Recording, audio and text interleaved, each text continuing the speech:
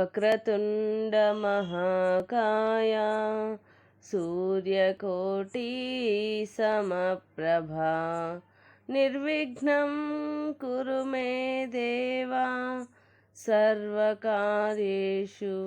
సర్వదా. గురుబ్రహ్మా గురుర్విష్ణుః గురుర్దేవో మహేశ్వరః గురుః సాక్షాత్ పరబ్రహ్మ తస్మై శ్రీ గురవే నమః. మనోజవం మారుతతుల్యవేగం జితేంద్రియం బుద్ధిమతాం వరిష్టం వాతాత్మజం వానరయూథముఖ్యం శ్రీరామదూతం శిరసా నమామి. ఆపదామపహర్తారం దాతారం సర్వసంపదాం లోకాభిరామం శ్రీరామం భూయో భూయో నమామ్యహం. జై హనుమాన్.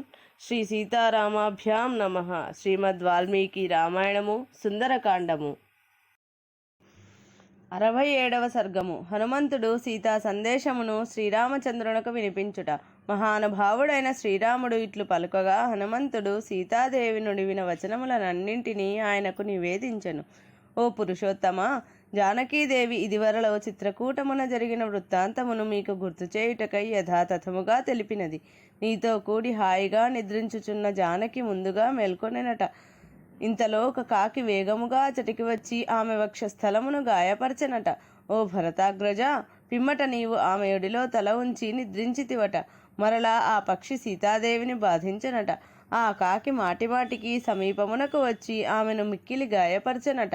అప్పుడు ఆమె గాయముల నుండి స్రవించిన రక్తముచే తడిసి నీవు మేల్కొంటివట. శత్రు సంహారకుడవైన ఓ రామ, ఆ వాయసముచే మరలా మరలా బాధింపబడుచున్న సీతాదేవి సుఖముగా నిద్రించుచున్న నిన్ను మేల్కొలిపెనట. ఓ మహాబాహు, వక్షస్థలమునందు గాయపడిన ఆమెను చూచినంతనే రెచ్చిపోయిన విషసర్పము వలె బుసలు కొట్టుచు నీవు ఇట్లు పలికితివట. ఓ భయస్వభావురాలా, నీ వక్షస్థలమును గోళ్లతో గాయపరిచినదెవరు? కోపముతో ఊగిపోవుచున్న విశాలమైన పడగ గల సర్పముతో ఆడుకొనుచున్నది ఎవరు? అటునిటు కలయజూచుచు రక్తసిక్తమైన వాడిగోళ్లతో ఆమెకు ఎదురుగానున్న ఒక కాకిని నీవు వీక్షించితివట. పక్షులలో శ్రేష్టమైనదియు వాయువేగమున సంచరించినదియు అయిన ఆ కాకము ఇంద్రుని కుమారుడట. అది మరి ఒక ప్రదేశమునకు వెళ్ళెనట. ఓ మహాబాహు, ప్రజ్ఞావంతులలో శ్రేష్ఠుడా, కోపముతో కన్నులెర్ర చేయుచు ఆ వాయసమును క్రూరముగా శిక్షింపదలచితివట.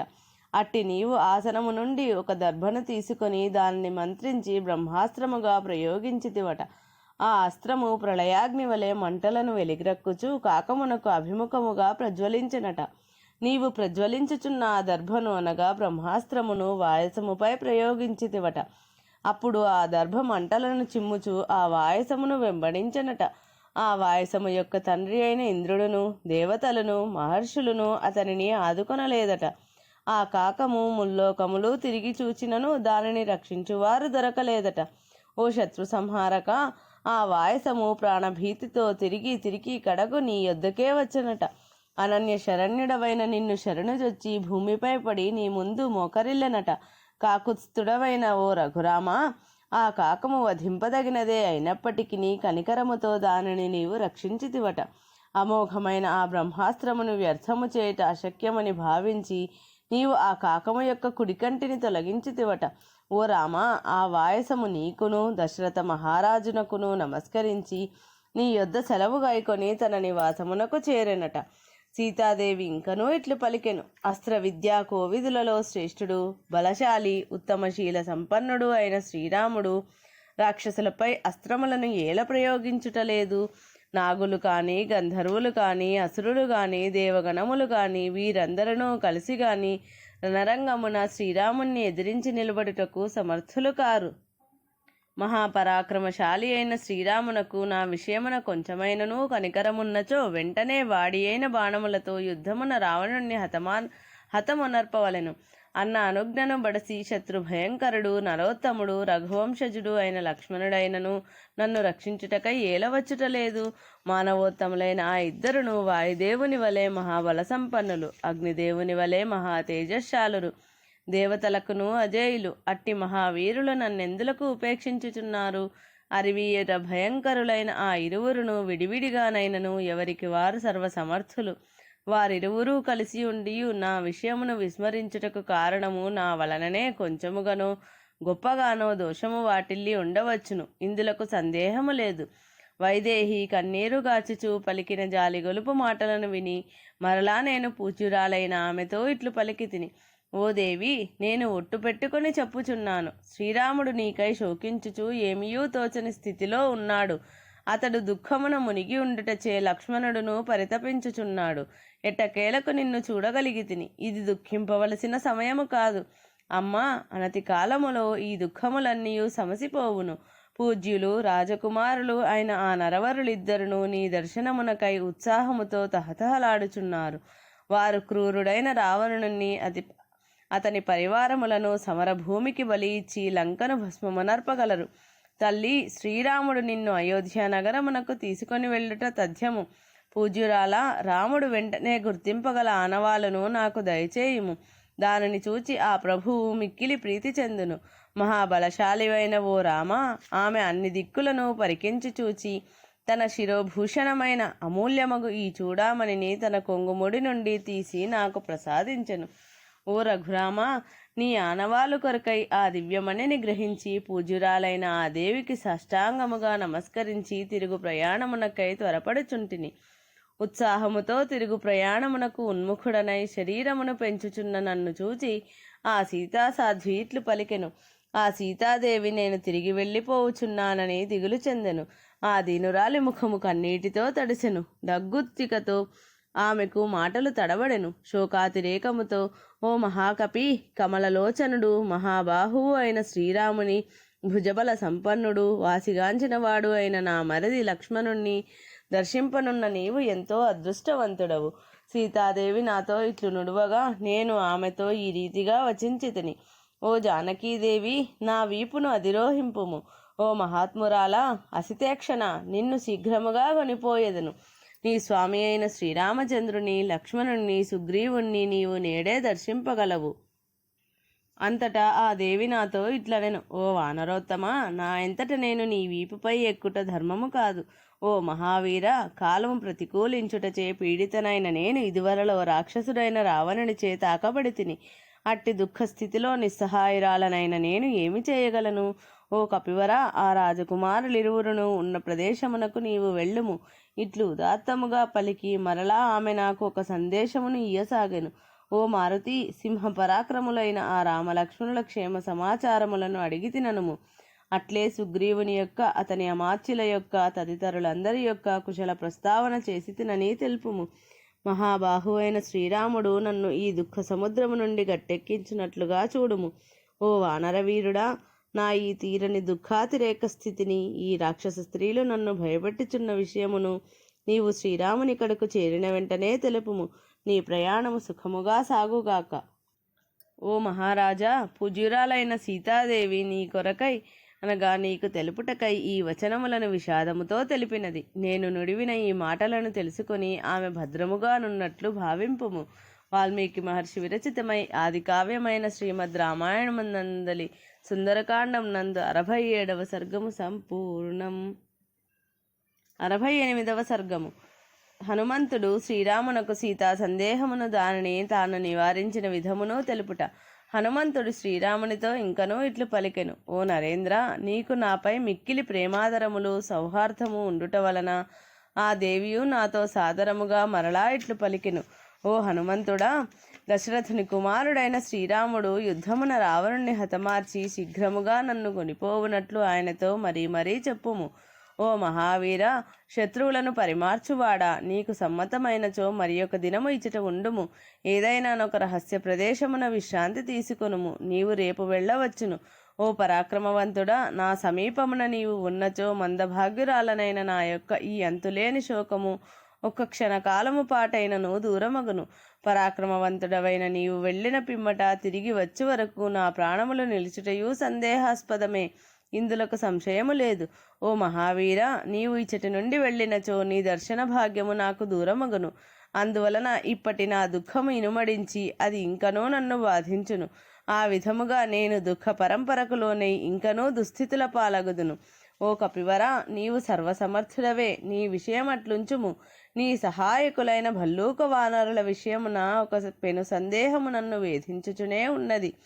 దాట శక్యము గాని ఈ మహోదధిని ఆ భల్లూక వానర సైనికులను ఆ దశరథ రాజకుమారులిరువురును ఎట్లు దాటి రాగలరు? ఈ సాగరమును లంఘించుటకు మిగుల బలశాలురైన గరుత్మంతునకును నీకు ఆ వాయుదేవునకు ఈ ముగ్గురికి మాత్రమే సాధ్యము. ఇతరులకి ఇది అసాధ్యము. కార్యసాధకులలో శ్రేష్ఠుడవైన ఓ మహావీర, అందువలన ఇట్లు అతిక్రమింప శక్యము గాని ఈ సముద్రమును లంఘించు కార్యసాధన విషయమున ఏ ఉపాయమును ఆలోచించి వింటివి తెలుపుము. శత్రువీరులను సంహరించు ఓ మారుతి, ఈ కార్యమును సాధించుటకు సర్వసమర్థుడవైన నీవు ఒక్కడివే చాలుదువు.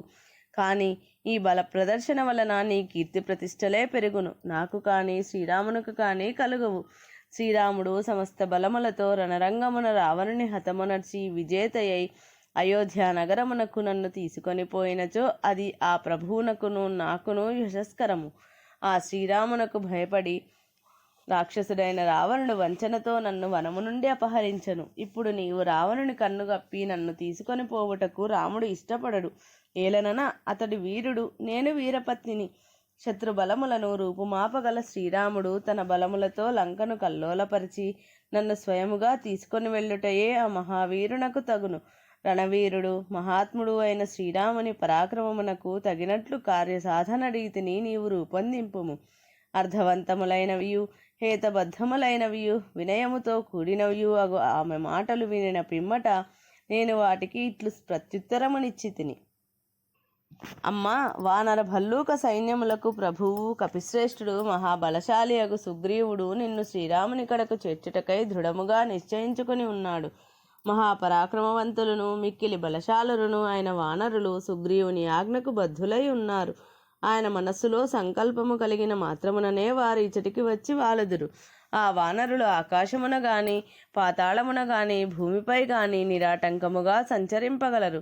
అమిత తేజశాలురైన ఆ వానరులు ఎంతటి ఘనకార్యములనైనను అనాయాసముగా చేయగలరు. మహాభాగ్యశాలురు, మిక్కిలి బలశాలురు, వాయు మార్గమున సంచరింపగలవారు అయిన ఆ వానరులు పెక్కు పర్యాయములు భూమిని చుట్టి వచ్చిరి. సుగ్రీవుని సన్నిధి ఎందున్న వానరులలో ఏ విధముగా చూచినను నాకంటే గొప్పవారును నాతో సమానులను మాత్రమే కలరు. నాకంటే తక్కువ వారు అచట లేనేలేరు. నేనే ఇచ్చటికి రాగలిగినప్పుడు మహాబలశాలురైన తక్కిన వారి విషయము చెప్పనేలా? సాధారణముగా యజమానులు ఏ కార్యమునకైనను చిన్నవారినే పంపుదురు, గొప్పవారిని పంపరు కదా. ఓ దేవి, ఇక నీవు పరితపింపవలదు. విచారమును వీడుము. ఆ వానరులందరూ ఒక్క గంతులో వచ్చి లంకలో వాలగలరు. పవిత్రమైన మనస్సు గల ఓ దేవి, ఉదయించుచున్న సూర్యచంద్రుల వలె తేజోమూర్తులను నరేంద్రులను అయిన ఆ రామలక్ష్మణులు నా భుజములపై ఎక్కి ఇచ్చటికి రాగలరు. శత్రుసూదనుడు సింహపరాక్రముడు అయిన రామచంద్ర ప్రభువును ధనుష్పాణి అయిన లక్ష్మణస్వామిని త్వరలో లంకాద్వారము కడ నీవు దర్శింపగలవు. నఖములు దంతములు ఆయుధములుగా గలవారును సింహముల వలె పులుల వలె పరాక్రమించువారును మహావీరులను గజేంద్రుల వలె బలశాలులను అయిన వానరులను త్వరలోనే నీవు ఇచ్చట చూడగలవు. పర్వతముల వలె మేఘముల వలె ఉన్నతులు లంకామలయ పర్వత సానువుల యందు గర్జించుచుండు వారును అగు వానరుల యొక్క ధ్వనులను నీవు శీఘ్రముగానే వినగలవు. శత్రుమర్ధనుడైన శ్రీరాముడు వనవాసము ముగిసిన పిమ్మట నీతో కూడి అయోధ్యయందు పట్టాభిషిక్తుడగుటను నీవు త్వరలోనే చూడగలవు. నీ ఎడబాటు వలన కలిగిన శోకము చేతను రాక్షసులు ఎంతయూ పీడించుట వలనను మిక్కిలి పరితాపమునకు లోనైన సీతాదేవికి ధైర్యమును గూర్చి తిని. నా తల్లి మైథిలీదేవికి నేను నీ బలపరాక్రమములను గూర్చి తెలిపి తిని. ఆమెకు తృప్తికరములైన శుభసూచకములైన వచనములతో ఆమెను ఓదార్చి ప్రసన్నురాలిని గావించి తిని. అప్పుడు ఆ తల్లి నా సమక్షముననే మనశ్శాంతిని పొందినది. వాల్మీకి మహర్షి విరచితమై ఆది కావ్యమైన శ్రీమద్ రామాయణమునందలి సుందరకాండం నందు 68వ సర్గము సంపూర్ణం. సుందరకాండ సమాప్తము. ఓం శాంతి శాంతి శాంతి. లోకా సమస్తా సుఖినో భవంతు.